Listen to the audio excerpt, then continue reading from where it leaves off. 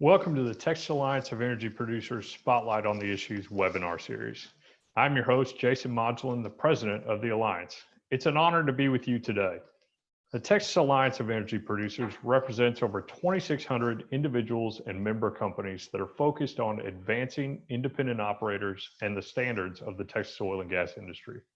Through advocacy for smart energy and environmental policy, effective communications, and cost-saving programs, the Alliance delivers for our members. This year, the Alliance is celebrating our 90th anniversary. Founded in 1930 in Wichita Falls as the North Texas Oil and Gas Association, we merged with the West Central Texas Oil and Gas Association from Abilene in 2000 and expanded our focus statewide, adding members from across the state. While we celebrate our past, we are firmly focused on the future, delivering solutions for Texas independent operators. Thank you for joining us today. I would now like to call on our board chairman, Psy Wagner, to get us started. Thank you, Jason. On behalf of the board and the membership of the Texas Alliance of Energy Producers, I'd like to welcome both Ann and Lee, as well as our viewers. Thank you for your time and insight today. And please know we're appreciative of your efforts on behalf of our members of this organization and the industry. Thank you to our board and members for joining in. We know there's a lot of virtual events going on, and we look forward to seeing you again soon in our next Spotlight on the Issues. We will continue to bring great events like this to you and keep us updated on the issues facing each of us in our business. Stay tuned to your Alliance emails and be sure to be registered for our next event on September 8th. Thank you, Jason and staff, for all of your work in bringing this event together. Let's get started. Thank you, Psy, for your leadership. We have a different format this webinar that really is the product of several years of work by the Alliance and others, including the Independent Petroleum Association of America.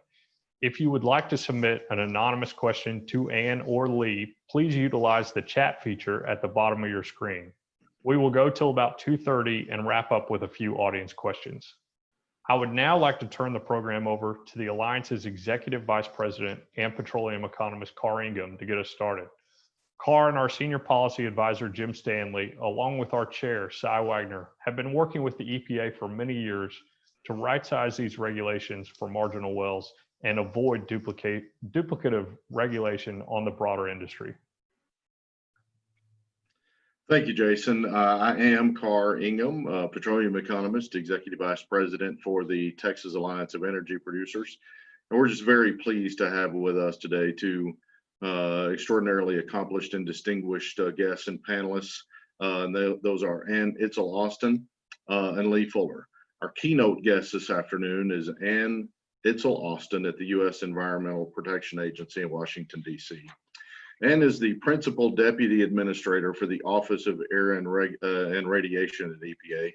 Prior to her DC duty, Ann served as the EPA's Region 6 Administrator, officing in Texas. Before joining the EPA, Ann spent her career working for Texas state government and helped shape environmental policy in the state of Texas.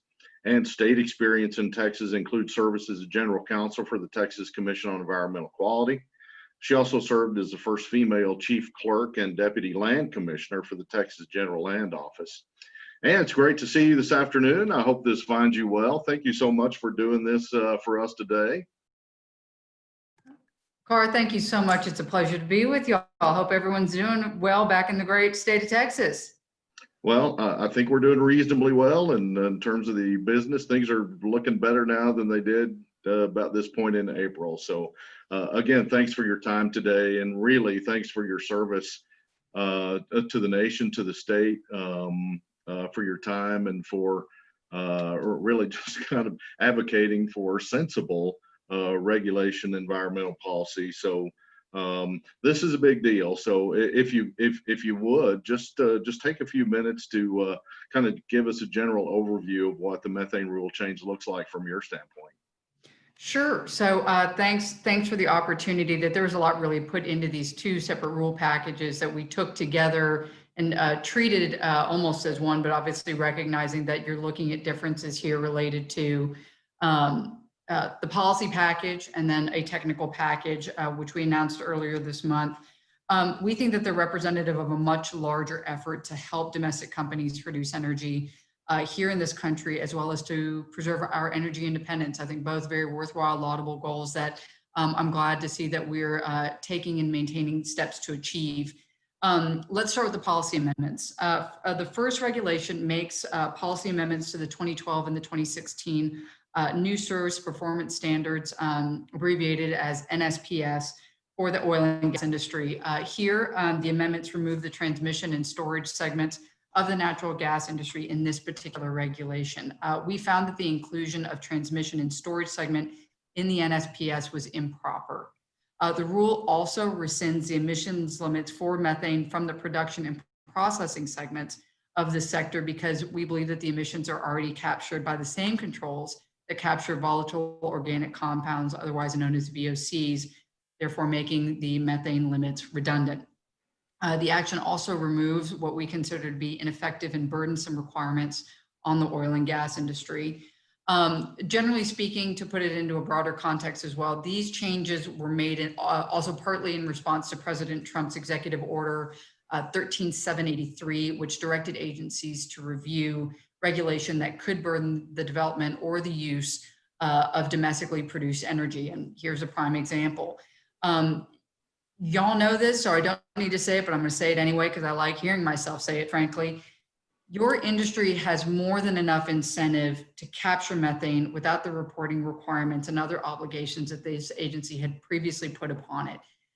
There is an economic incentive to do it. There's a safety incentive to do it. Methane is a resource that has a market for it. Y'all know how to best tap into it. Leaks and other fugitive emissions are not a smart business practice for y'all. So we think that this does a very good job reflecting the practical implications on the ground as well. And because methane is such a key constituent of nat gas and it is a valuable commodity, like I just said, we believe and we know that y'all are motivated as an industry to keep it in the pipeline system and that you're willing to invest in that technology to make all that happen without unnecessary regulation. I think if there's anything that the booms and the bust and the economic changes and the shale gas revolution have showed us, is that this particular industry is incredibly nimble. You're very sensitive to the markets and you're very sensitive to technological innovation. I think it's one of the wonderful things that frankly sets perhaps this industry apart compared to some others that are not quite as nimble. Y'all are driven by technology and you're driven by data, and that's a great place to be. And we want to make sure that our regulations are allowing for that continued push forward. And that is why we think, y'all have been very successful, and y'all have a highly sophisticated voluntary program as well that's aimed at doing these types of best practices and moving the ball forward in a way that makes sense. And it makes sense for your bottom line, it makes sense for your employees, and it makes sense for the energy demand across the country as well as globally. The amendments still do require the production and processing segments of the industry to reduce emissions of VOCs. I say that, y'all know this, but for some silly reason, it is often misreported by anybody kind of looking at this, that just because we are repealing methane requirements, there seems to be this odd, this odd thought process that by repealing methane requirements, we're somehow writing industry a blank check to start emitting methane like crazy, which we know is not the case. VOC limitations are in place, so standards exist. They have not been changed. They have not been altered in any way. And we're confident that the existing controls that are in place for VOCs will also continue to control for methane. And because of the trends, which have been, we've seen reductions over time on this front, we expect to see continued reductions as well. The second rule makes technical amendments to the 2016 NSPS standards that we think are going to significantly reduce unnecessary burdens on producers.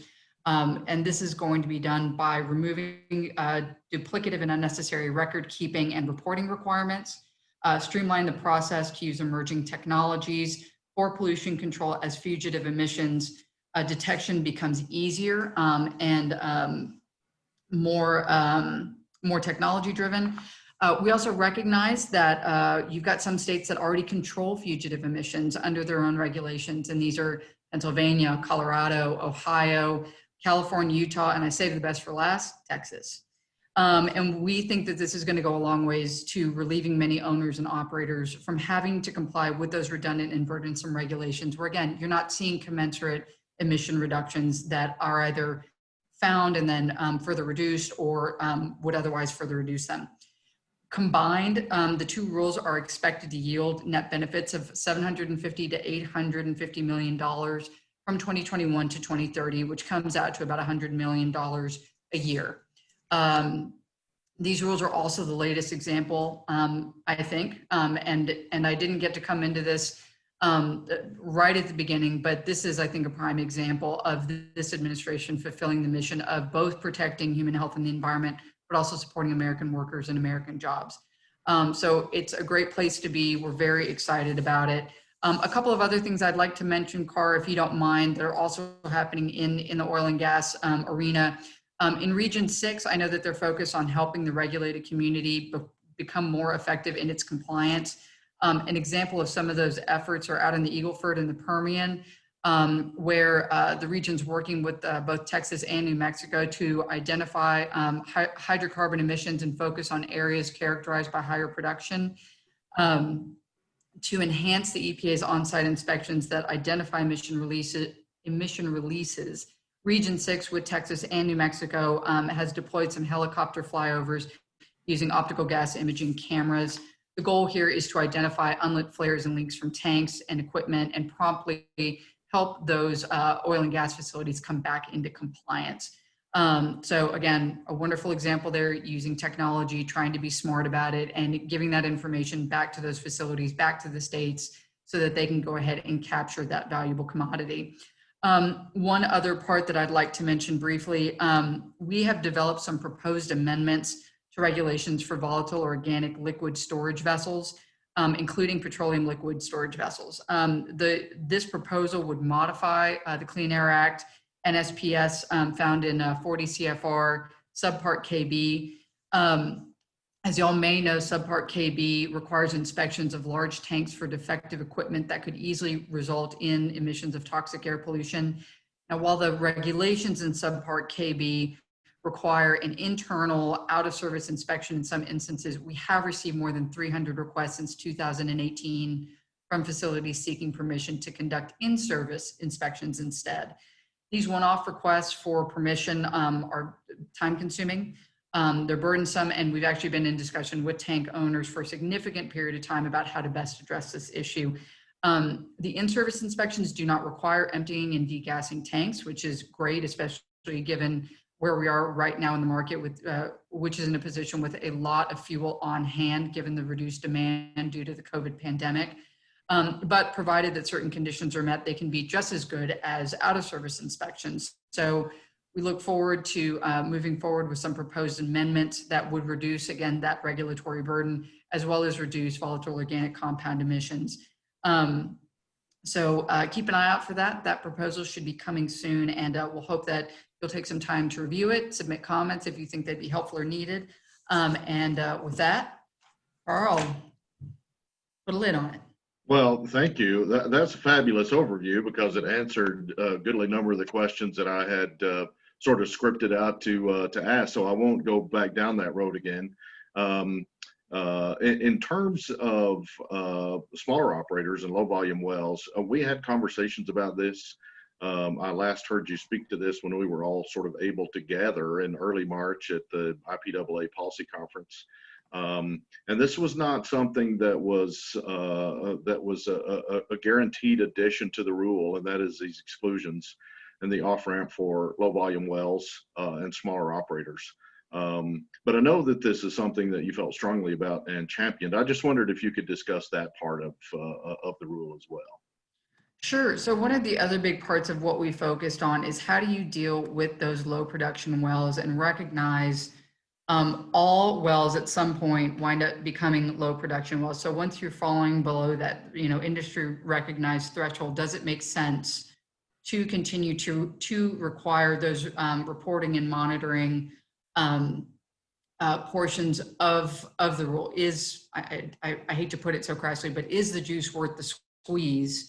And are you going to continue to see the emissions reductions that make sense to require owners and operators to maintain those records, to keep up with it, and then to make them available should an EPA inspector come on site. And based on the numbers we ran in a benefit cost analysis, it didn't make sense to do. So once you hit the low production threshold, if you will, you basically produce out of the category, if you will, and produce out of the regulation for that very reason.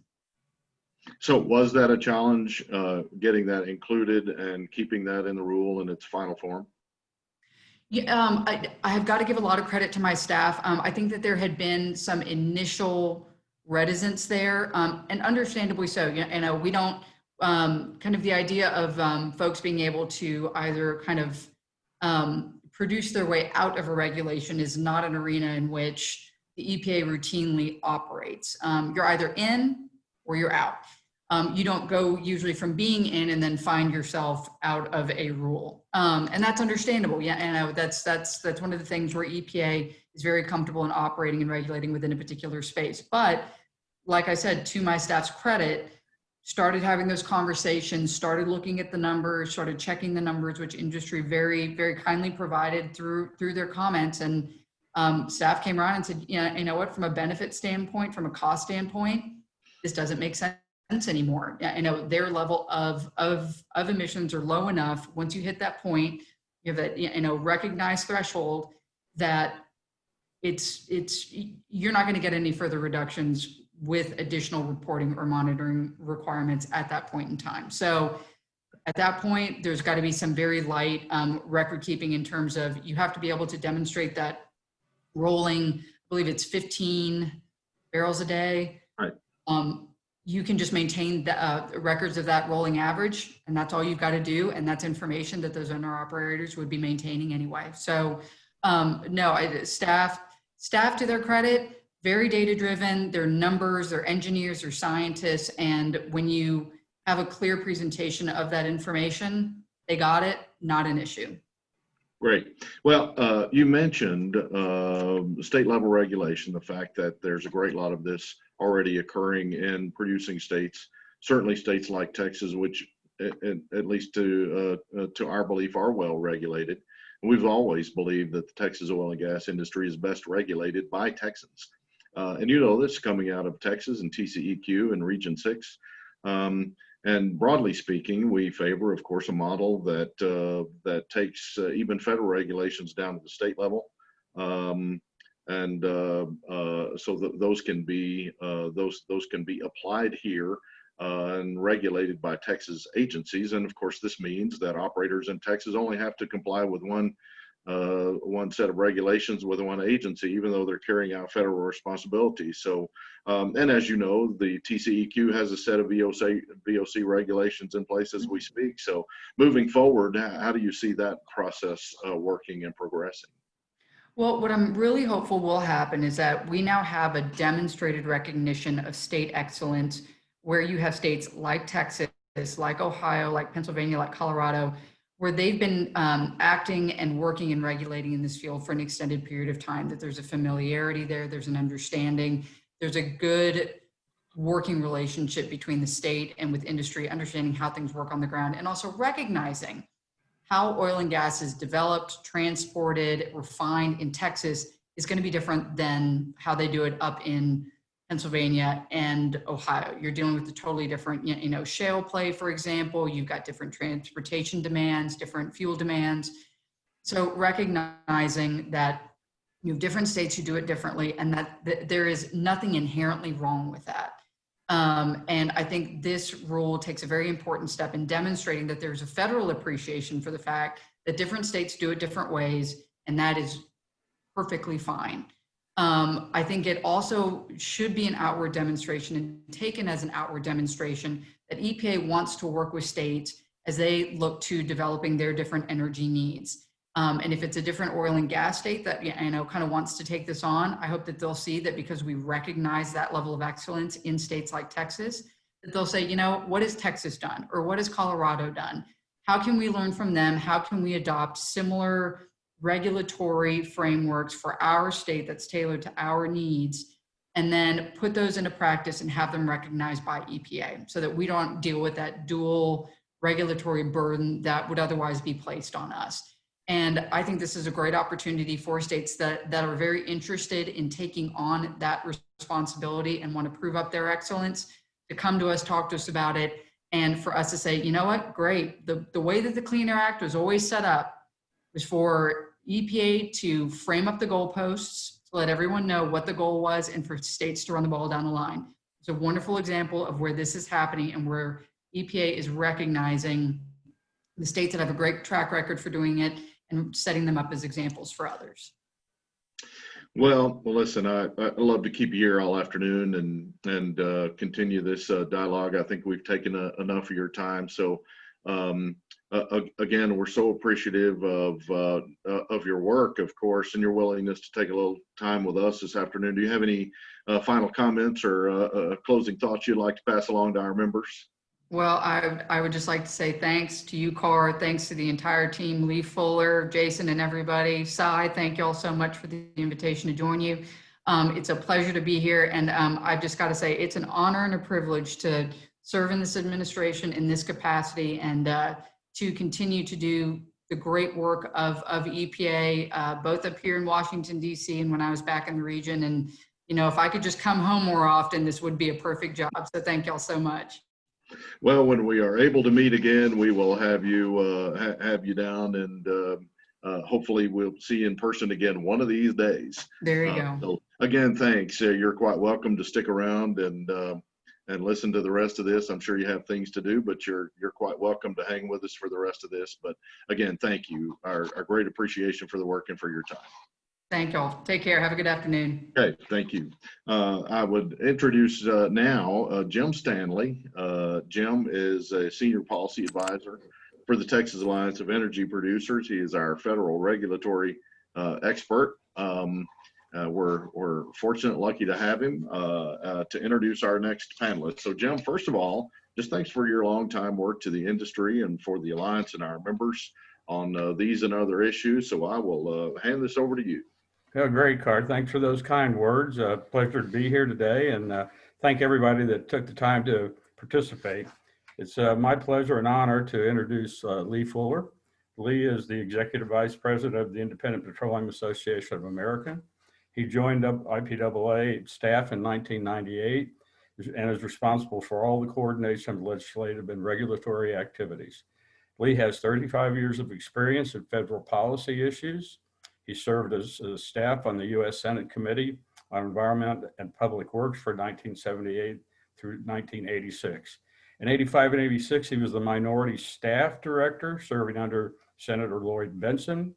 During this time, Lee was involved with all major legislation developed by the committee. Before coming to D.C., he worked for Exxon at its Baytown, Texas refinery. There he was providing technical support for process operations and managing environmental compliance issues. He graduated from Lehigh University as a chemical engineer. Welcome, Lee. I appreciate you taking the time to be with us today. Thank you very much. Appreciate the opportunity to be here. Can you hear me? Yep, everything's good. That's good. So it's been a long road the last 5-6 years on this. You know, the IPAA under your leadership has been engaged in the entire time. Might want to comment a little bit about the Alliance of Collaborating Associations that worked with you on this rule. The adoption of the so-called methane rule appears to be a success. How would you just generally characterize where we ended up? I think this has been a really big success in a large sense.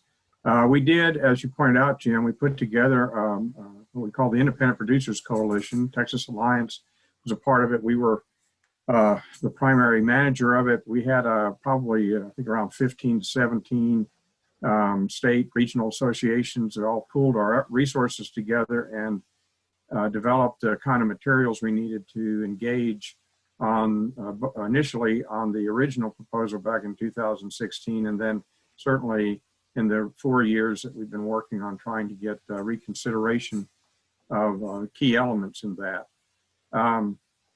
It's a good package. I'll focus a little bit on the low production well issue because that's one where we spent a lot of our time as a coalition, moving it from a package that had originally been proposed without low production wells as a part of the standard, and then finalized through political pressure to capture them, thereby creating a regulatory structure designed for big wells and applying it to little wells, was a huge challenge to try to alter, and I think we made big steps there. But we have a challenging path that's going to continue, because both of these regulations are going to get litigated, and the pathway forward in that litigation can easily depend upon what happens in the election.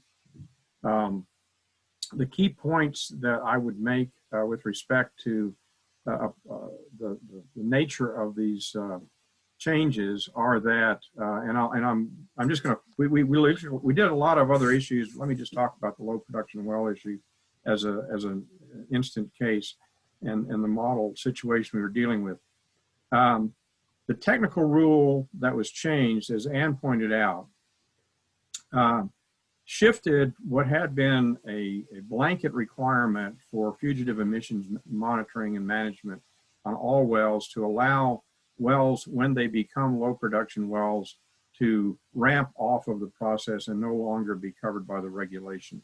That in and of itself is important for all new and modified wells, but when it plays into the policy rule that was also done, it becomes even more significant, because one of the key issues in the policy rule, if it remained a methane regulation, is that it would result in triggering a provision of the Clean Air Act that then creates a nationwide existing source rule. So all million oil and gas wells in the United States would be subject to a rule designed for big wells, but applied across the board on all wells, and about 750,000 of the million wells that are out there are low production wells. That change then alters the impact that this could have over the long run. Those existing source rules under this rule don't exist yet. They were stopped, frankly, by the Trump administration when it came in 2017. Doesn't mean existing sources aren't regulated. They are regulated by states, as we talked about earlier. They are also regulated in ozone non-attainment areas. And the difference is in those cases, they're regulated as existing sources under technology designed for existing sources, as opposed to trying to apply a new source requirement to those existing facilities. But the next step forward now is going to be the place that we're going to have to be very, very active and very careful about what occurs. As I indicated, both these regulations are going to be litigated.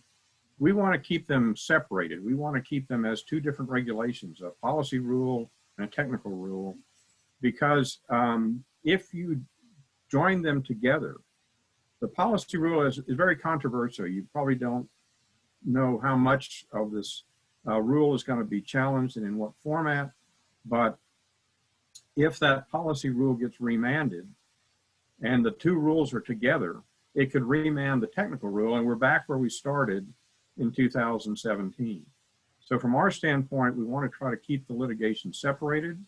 Therefore, if the policy rule were remanded, it would not change the technical rule. It would be standing on its own, and its changes that were made as reconsideration are all based on reevaluating the technical information that was put together on the specifics of the rule. It's in a much stronger position because those are actual reevaluations of information that was then submitted as a part of the rulemaking process over the past several years. But I think it's important to understand there are election risks here. And there's two obvious scenarios. One scenario is that you have a Biden election as president, but the Senate remains Republican. In that case, the issue is essentially then a litigation issue. The opportunity for mischief on the part of the Congress is eliminated, but the new Biden administration would then be really pressured, almost commanded by the environmentalists, to end that litigation in a favorable, some sort of consent decree based on the demands of the environmental litigants.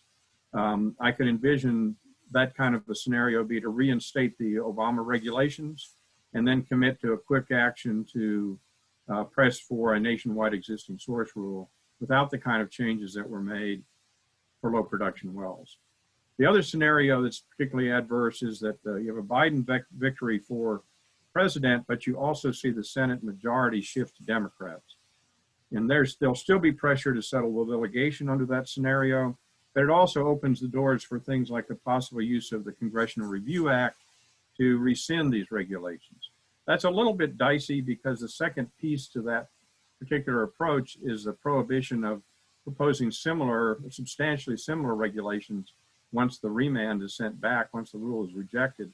And no one knows exactly what that means in this sort of situation.